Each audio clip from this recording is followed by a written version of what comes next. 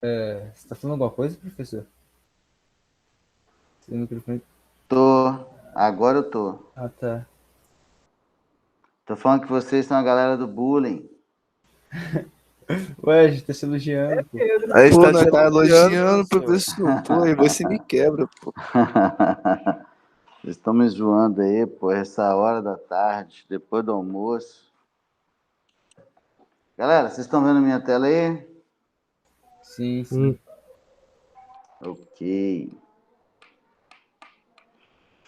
Eu tava falando que ao invés de aumentar a adesão, a abertura das câmeras, tá diminuindo a adesão, né? Hoje eu tô cansado. Não vai dar pra abrir, não. Entendi. Tudo bem, tá valendo. Amanhã tamo aí. Fechou. Galera, então, olha só. A gente estava falando sobre as diferenças de peixes ósseos e peixes cartilaginosos, beleza? Então, falamos do esqueleto, exemplificamos da nadadeira caudal, da posição da boca, das fendas branquiais. Existem algumas outras diferenças, ok? Que a gente pode estar elencando aqui. Como eu falei, né? Algumas são mais óbvias, outras não são tanto, né? Por exemplo, no caso dos peixes cartilaginosos, beleza, Lucas?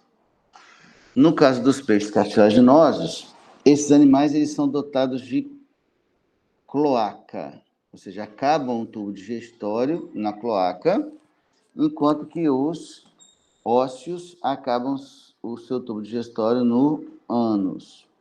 Quando eu falo cloaca, todo mundo entende o que eu estou falando? não. Não. Por exemplo, assim, quando você vê a região posterior aí de uma galinha, o que você está vendo não é o ânus. Aves não têm ânus, tá? Aquilo que você vê, aquela abertura, aquele orifício que você vê, na verdade é uma abertura da cloaca. A cloaca, pessoal, ela é, vamos supor assim, ó, só para entender, tá? Deixa eu ver se eu consigo fazer um esqueminha aqui. Por exemplo, vamos imaginar que isso aqui é a região ventral do, do tubarão lá, por exemplo, né? Do tubarão lá. E aí, o que vai acontecer? Você vai ver uma abertura aqui. Essa abertura, na verdade, ela é a abertura de uma bolsa, e essa bolsa, ela vai ser comum a três sistemas, tá? Ela vai ser comum ao sistema digestório, ela vai ser comum ao sistema excretor e ela vai ser comum ao sistema reprodutor. Então, nós temos três sistemas desembocando aqui na cloaca: o sistema reprodutor, o sistema excretor e o sistema digestório. Beleza? Então, pelo mesmo orifício, saem gametas, saem excretas e saem fezes. Que é o que acontece nas aves, por exemplo. Tudo bem que eu falei? Deu para entender? Aham. Sim, sim. Beleza, então. Então a gente chama essa bolsa aqui que a gente chama de cloaca, ok? Que é algo comum aí, né? A esses três sistemas. No caso do ânus é só o sistema digestório mesmo. Aproveitando a fala da excreção, os peixes cartilaginosos, eles são ureotélicos, o que quer dizer o quê, segundo ano? Excretam ureia. Excretam ureia, enquanto os peixes ósseos, eles são amoniotélicos, que significa o quê, pessoal? Excreta amônia. Excretam amônia, exatamente, tá? Esses animais, eles são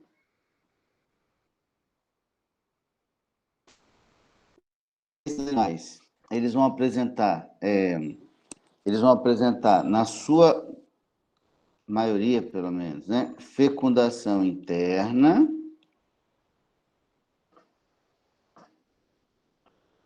enquanto que os peixes ósseos, na sua maioria, pelo menos, vão apresentar fecundação do tipo externa.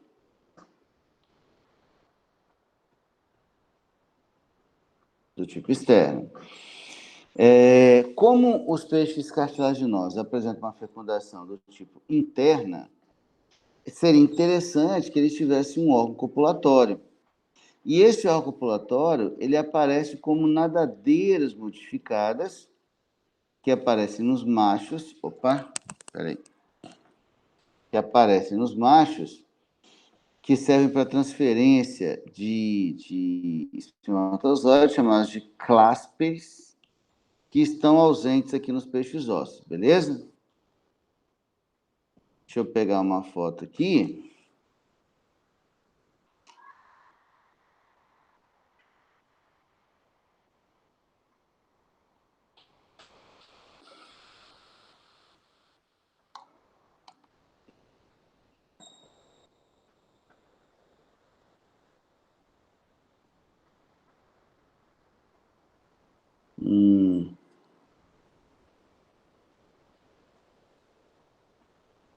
Aqui, ó, essa foto aqui dá para ver legal.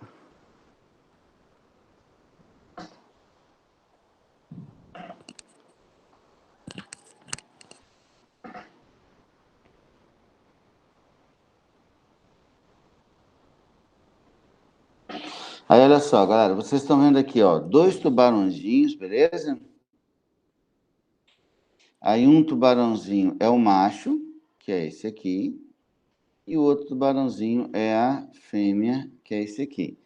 Reparem que isso que está marcado aqui em vermelhos é uma modificação de nadadeira que funciona como um órgão copulatório, que ele usa para fazer transferência de espermatozoides, tá bom?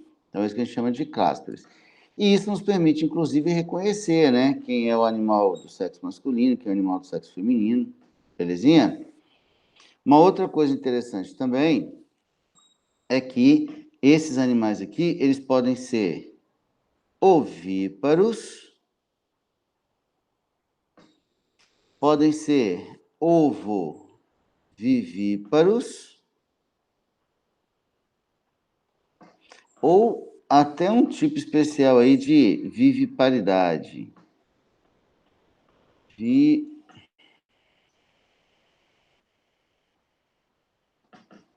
Vivíparos também, algumas espécies. Essas expressões aqui são conhecidas ou não? Professor, Sim. nada que vai agregar aula não, mas acho que tem pessoas querendo entrar na sala ainda. Mas por aí dar Ainda? uma olhada. Beleza. Ai, meu Entrou Deus. a Melissa. Acho que só tinha essa pessoa mesmo. Só ela Valeu. mesmo? Beleza. E aqui nós temos a maioria ovípara. Segundo ano, alguém explica para mim o significado dos termos aí. O que é ser ovíparo? Vocês estão me ouvindo? É o que bota ovo? Vocês estão me ouvindo? Sim.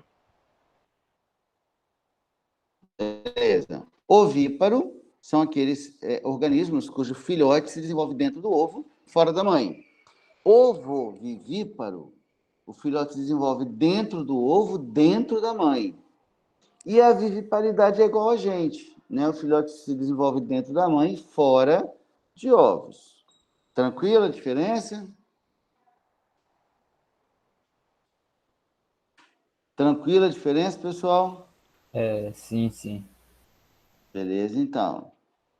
Desenvolvimento aqui é um desenvolvimento direto, quer dizer que não tem estágio larval. Aqui, no caso dos peixes ósseos, você vai ter, na sua maioria também, um desenvolvimento indireto. Então, a gente tem o estágio larval. Esse larva de peixe, pessoal, é chamada de alevino. Ok? Larva de peixe chamada de alevino, tá?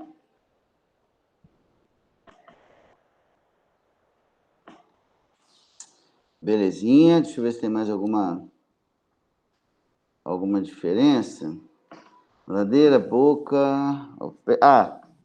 tem mais uma diferença também, que é a questão da bexiga natatória. Eu falei lá em cima não, né?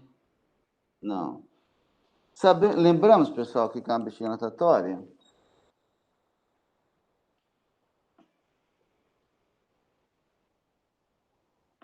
Pessoal, a transmissão tá ruim? Vocês não estão me ouvindo? Como é que Tá tá? ótimo, professor. É que eu não lembro mesmo. Bexiga natatória ausente.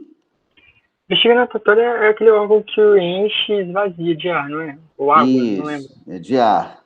Pra poder afundar ou levantar, tipo o submarino. Isso aí. A bexiga natatória é um órgão de equilíbrio hidrostático, né? É um órgão que o animal consegue encher ou esvaziar. E aí, pessoal, como é um órgão que ocupa quase todo o abdômen, o animal regula a própria densidade corporal, tá? Então, com o uso da bexiga natatória, o animal ele consegue controlar a própria densidade corporal.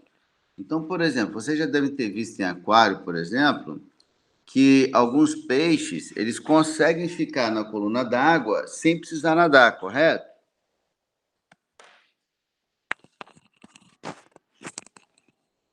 Vocês me ouviram? Sim, sim. Uns peixes que, entre aspas, parados, assim. Isso. Às vezes você vê o peixinho ali, ó, que está paradinho na coluna d'água sem precisar ficar nadando. O que ele está fazendo? Ele está usando a bexiga natatória dele.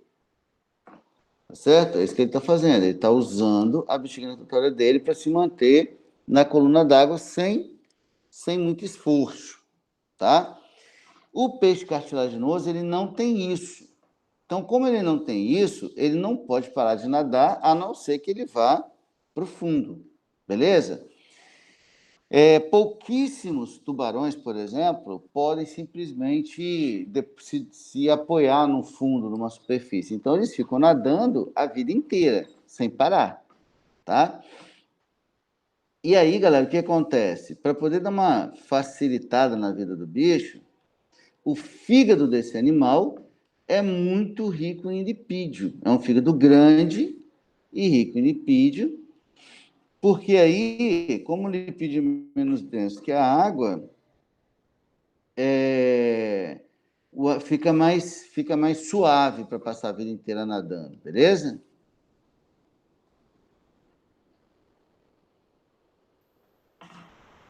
Tranquilo até aqui?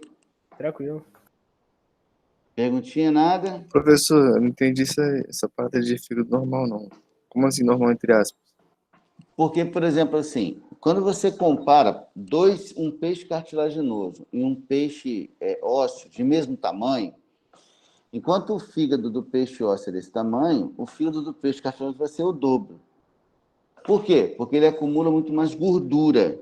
E isso deixa o animal menos denso. Quando você joga óleo na água, o óleo não fica por cima? Uhum. Porque ele é menos denso. Então, isso facilita um pouco a vida do animal em relação à natação. Sacou? Ah, tá. Entendi. Mais perguntinhas? Beleza. As escamas aqui são escamas de origem epidérmica. Elas são menores. Por exemplo, assim, eu fui na peixaria, comprei um cação, mas eu não vejo escamas no cação. Mas se você passar a mão no sentido contrário do corpo do animal, você vê que o animal tem uma textura áspera. O que você está encostando é justamente nas escamas, tá? E aqui as escamas elas são maiores, são mais visíveis, porque elas são de natureza dérmica. Então, outra diferença entre peixes ósseos e cartilaginosos. Ok?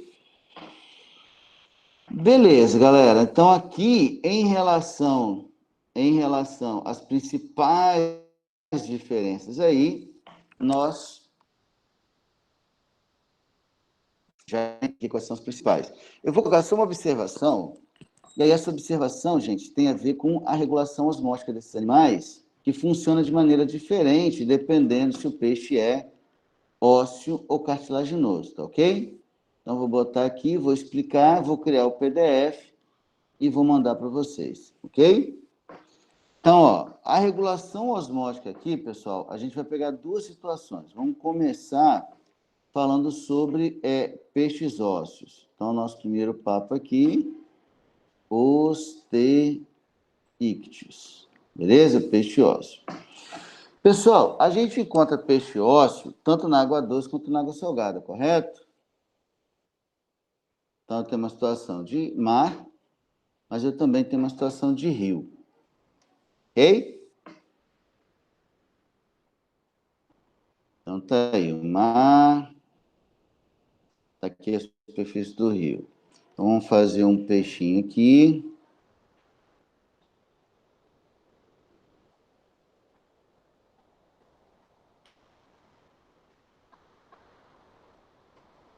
E vamos fazer um peixinho aqui. Pessoal, só confirmando, vocês estão muito quietinhos, vocês estão me ouvindo? Tá todo mundo aí Sim. ainda? Beleza. Então, olha só, galera. Vamos lembrar aí da osmose do ano passado. Lembramos do fenômeno osmose do ano passado? Não. Ninguém lembra, mentira. Alguém tem que lembrar, não é possível. Vocês mataram a aula no passado?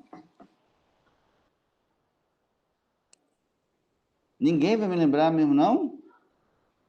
Ele, você pode repetir que eu vou ir aqui um pouco. Osmose. Lembramos o nome osmose? É o efeito de quando, eu não lembro se esqueci direito, algo passa do meio mais concentrado para o menos. Aí seria de fusão. Dessalinização da água. Por mais rio ali, como exemplo. É isso, professor? Não. Por exemplo, assim, ó, aonde vocês esperam ter uma maior concentração? Onde que a água vai ser mais salgada? Na água do mar ou o sangue do peixe? Na água do mar. Na água do mar. Então, a gente pode falar que a água do mar é um meio hipertônico, ou seja, mais concentrado, em relação ao corpo, aos fluidos do peixe, que vai ser um meio hipotônico, menos concentrado. Quando você tem dois meios de diferentes concentrações, segundo ano, o que acontece? A água, ela tende a ir do meio menos concentrado para o meio mais concentrado. Então, a tendência do peixe marinho é de perder água para o meio, de desidratar. Se há uma tendência de desidratar, o que ele é obrigado a fazer? Ele é obrigado a beber água para repor essa água perdida. Só que essa água é uma água salgada. Se ela é uma água salgada, na verdade, ele está bebendo água mais sais minerais, concordamos? Aham. Beleza. Aí o que ele faz? Teoricamente, ele teria um excesso de íons no seu corpo. Então, ele excreta por meio de suas brânquias, gastando energia para isso, beleza? Então, a gente está falando de transporte ativo. O animal gasta energia para fazer isso e ele excreta por meio de suas brânquias esse excedente de sais.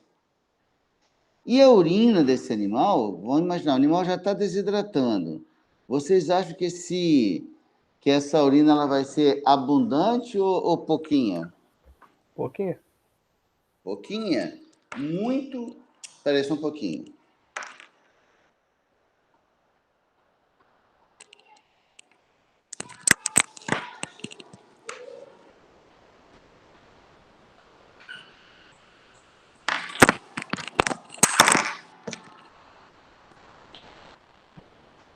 Muito ou pouco concentrada?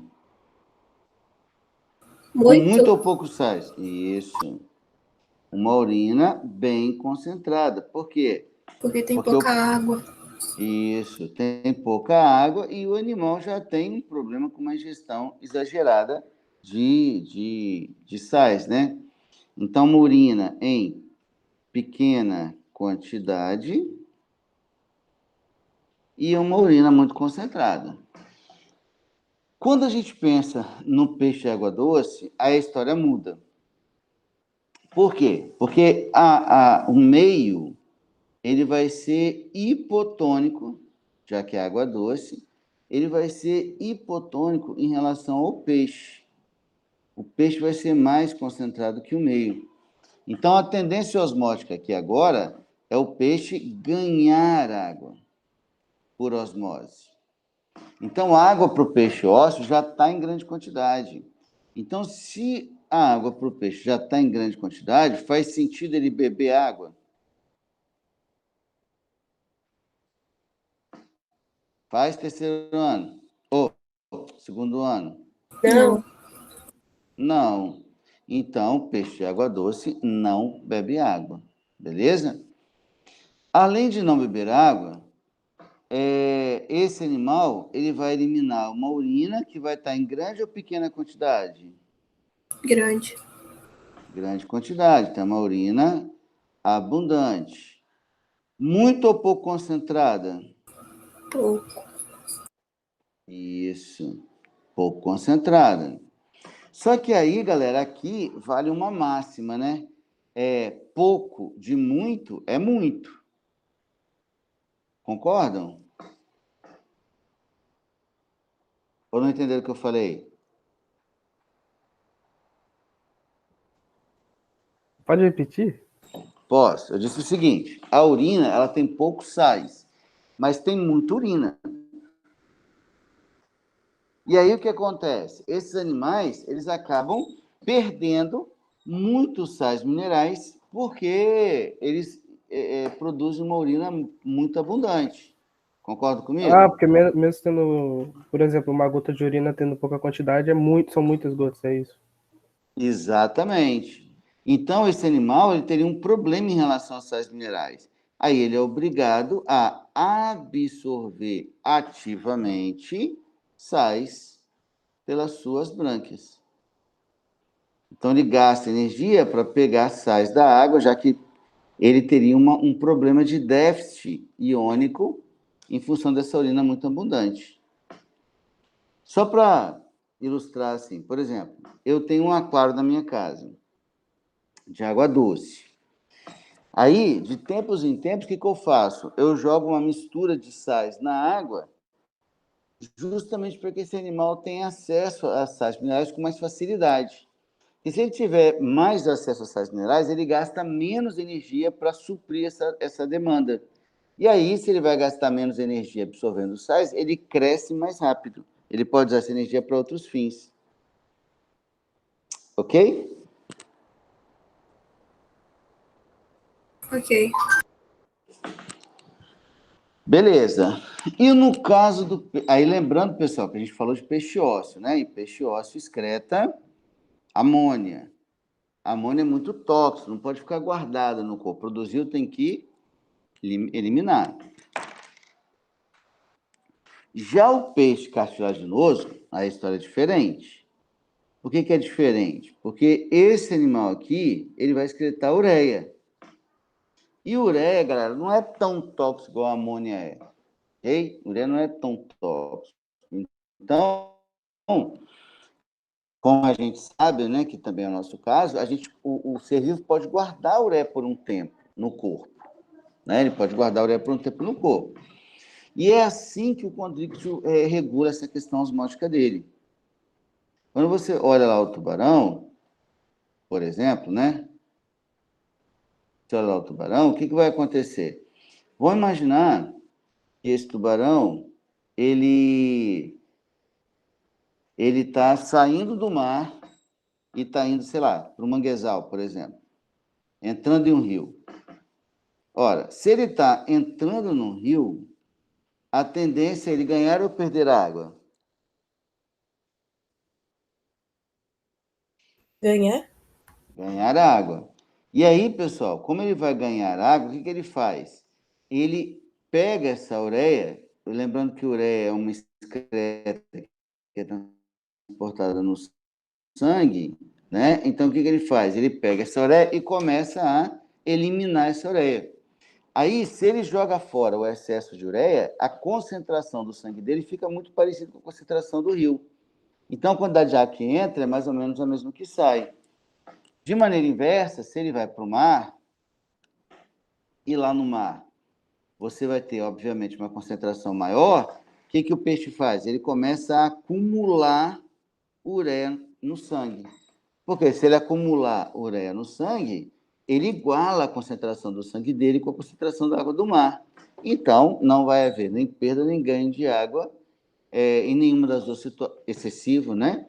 Em nenhuma das duas situações, porque o animal regula a sua própria concentração de fluido, igualando ou aproximando essa concentração de fluido do meio onde ele se encontra.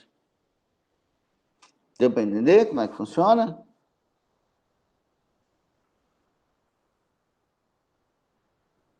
Galera, fala comigo, senão eu acho que eu caí.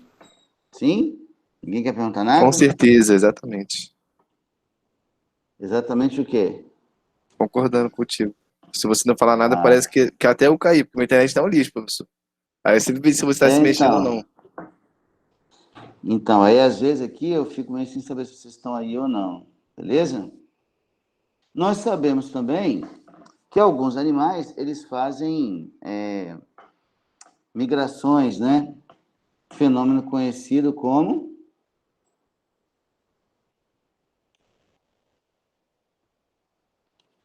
piracema. Conhecemos esse nome aqui, piracema? Eu não.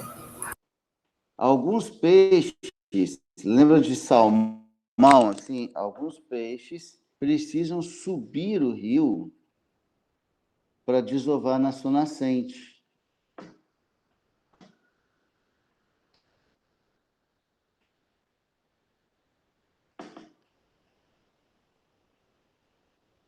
Tipo os salmões fazem, né? Os salmões são bem famosos por conta disso.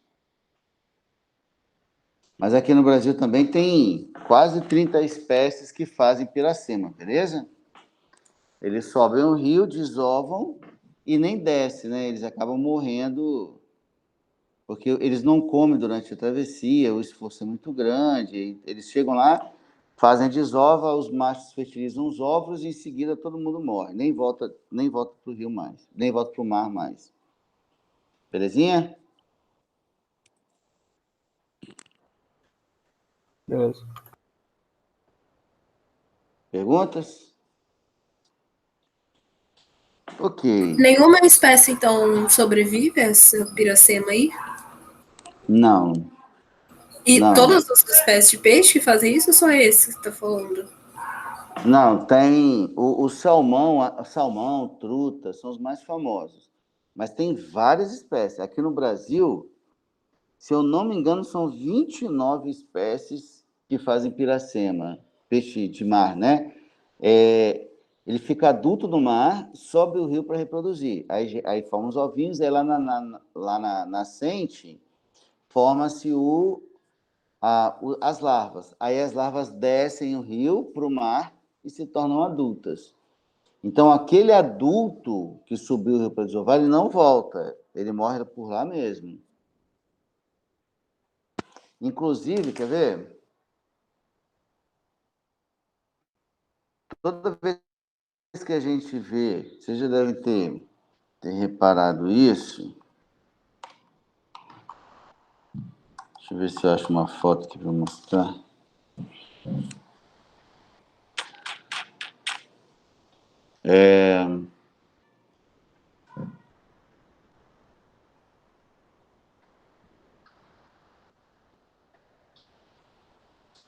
Quer ver?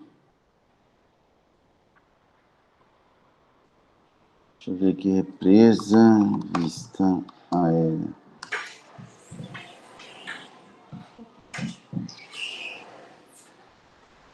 Boa. Deixa eu achar uma aqui. Eu mostro para vocês aqui. Professor, só uma coisa que eu acabei Ei. não prestando atenção. Isso acontece, tipo, no mar ou ambiente marinho ou então em água doce, assim, também? Não, na verdade, nos dois, né? Ah, tá. Então Porque o pode ser adulto tanto sobe. o peixe cartilaginoso e o que não é, né? Isso aí. Mas geralmente é ósseo. Geralmente é ósseo. Mas você tem, sim, esses... não estou achando uma foto legal aqui. Quer ver? Represa... Tira assim, ó. Quando a gente constrói uma represa, a gente tem que construir de um jeito que não atrapalhe a subida do peixe, que não interrompa a subida do peixe. Senão ele é extinto. Ele é extinto localmente. Aqui acho que é Itaipu, né? Não tô... Ó, tá, por exemplo assim, aqui não tá mostrando a foto inteira, beleza? Mas acho que dá para entender. Você tem uma represa que está aqui do lado, e aqui, ó, na lateral da represa, você tem um ladrão, por onde essa água em excesso da represa, ela escorre de volta para o leito do rio. Então, os peixes que fazem piracema, eles usam esse curso alternativo aqui para poder continuar subindo o rio, sem ser interrompido, e se reproduzir na sua foz. Igual está mostrando aqui, ó. Aqui a gente está vendo uma espécie de salmonídeo subindo o rio, né, na tentativa de chegar na sua foz para a reprodução. Belezinha? Mas eles se reproduzem lá porque é um ambiente mais tranquilo? Não, é uma questão de comportamento mesmo. Não é uma questão de tranquilidade, não. Até porque a maioria morre no caminho. Não, nessa foto que dá para ver também legal, os peixes subindo ali, ó.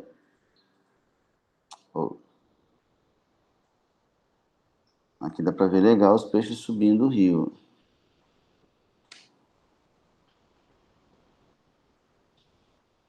É uma questão de seleção por comportamento mesmo.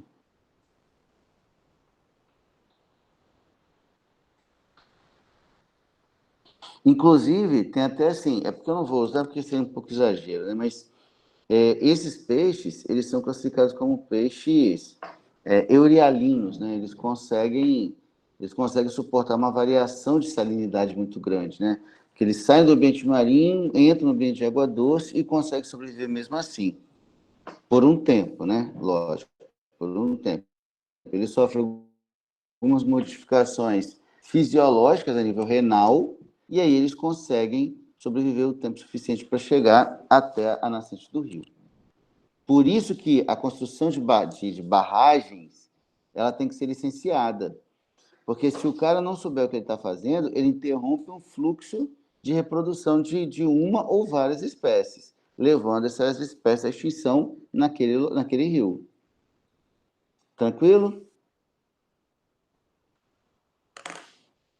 Tranquilo, Sim. galera? Fala comigo. Sim.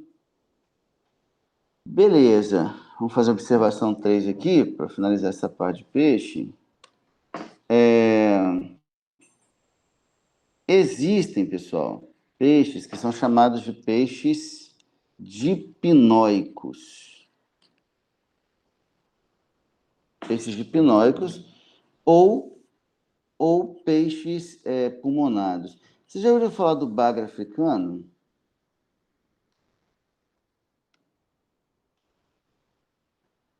Nunca ouvi. Não. Olha só, os bagres, por exemplo, são peixes famosos por quando você retira ele da água, ele super demora a morrer. E ele super demora a morrer por quê? Porque eles conseguem fazer respiração aérea. Tá? Eles conseguem tirar o oxigênio do ar por meio da bexiga natatória. Esses animais, eles usam bexiga natatória, além de regular a própria densidade corporal, eles usam bexiga natatória como um órgão de troca gasosa.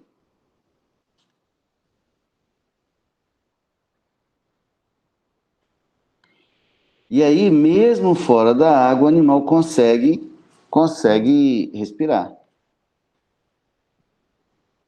Nós sabemos, por exemplo, né, que aqueles vários rios africanos, eles não são perenes, eles secam uma época do ano. E aí, o que o peixe faz? O peixe se enterra, o bagre, né? Ele se enterra na lama para proteger se proteger da desidratação, mas ele continua respirando. Então, ele consegue esperar vivo ali, quietinho, até a próxima estação chuvosa, por exemplo. Tranquilos, galera? Sim. Perguntinhas? Nenhuma? Deixa eu fazer aqui. Até agora tá tranquilo. Então, vamos fazer aqui vamos ficar no mesmo arquivo. O professor, você pode estar também disponibilizando as aulas? Pelo menos de cuidados? Sim, Porque sim, o assunto sim, é bem extenso, né? Sim. Vamos chamar de coordenados 1. O material vocês chegaram a ver, já pegaram, né? Sim. Beleza. Deixa eu só parar a apresentação aqui.